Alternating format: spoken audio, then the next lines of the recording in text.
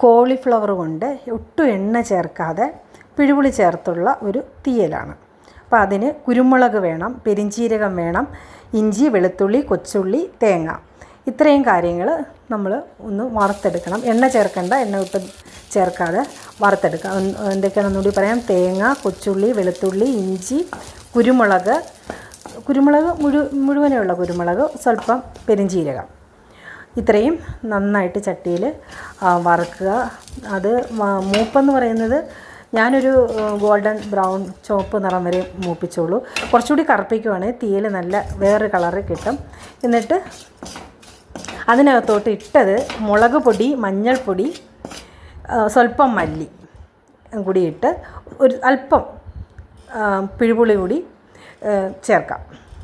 എന്നിട്ട് അത് ആറാനായിട്ട് വയ്ക്കുന്ന സമയത്ത് നമ്മൾ ഈ കോളിഫ്ലവർ കഴുകി വൃത്തിയാക്കി വയ്ക്കുക. അപ്പോൾ നമ്മൾ ചട്ടിയിൽ ഇതെല്ലാം മൂപ്പിച്ച് വെച്ചിട്ടുണ്ട്. അപ്പോൾ ഇത് നമ്മൾ സ്വല്പം ഉപ്പും കൂടി ഇട്ട് മിക്സിക്കകത്തോട്ട് ഇട്ട് അരയ്ക്കുക.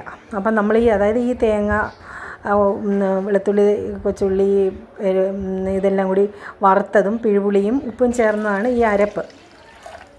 ആ അരപ്പ് നമ്മളൊരു പാത്രത്തിലോട്ട് ഒഴിച്ച്, എണ്ണയൊന്നും ഒഴിക്കണ്ട, നമ്മൾ ഉള്ളിയൊന്നും വാട്ടുന്നൊന്നുമില്ല. എന്നിട്ട് ആ അരപ്പിനകത്തോട്ട് നേരിട്ട് ഈ കോളിഫ്ലവർ, വൃത്തിയാക്കി വെച്ചിരുന്ന കോളിഫ്ലവർ ഇടുകയാണ് ചെയ്യുന്നത്. എന്നിട്ടൊന്ന് ഇളക്കി കൊടുത്തിട്ട് അത് അടച്ച് വയ്ക്കുക.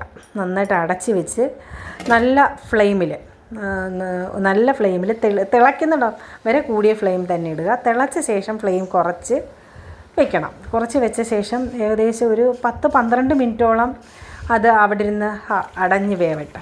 അത് കഴിഞ്ഞ് നമുക്ക് പാത്രം തുറക്കാം. തുറന്ന് കഴിയുമ്പോഴത്തേക്ക് നമുക്ക് അതിൻ്റെ ഉപ്പും പുളിയെല്ലാം നോക്കാം. പുളി ആവശ്യത്തിന് എടുത്താൽ മതി. ചിലർക്ക് പുളി കൂടുതൽ ഇഷ്ടം, ചിലർക്ക് കുറവാണ്.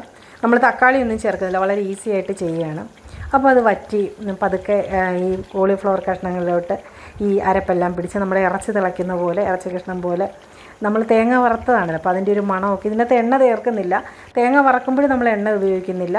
പക്ഷേ തേങ്ങ ഉണ്ട്, ആ തേങ്ങയിൽ നിന്നുള്ള എണ്ണ കൊഴുപ്പും ആണ് ഈ കറിയുടെ ഒരു ടേസ്റ്റ്. അത് വറുത്ത ഒരു മണവും. അപ്പോൾ നല്ല ഒരു തീയൽ.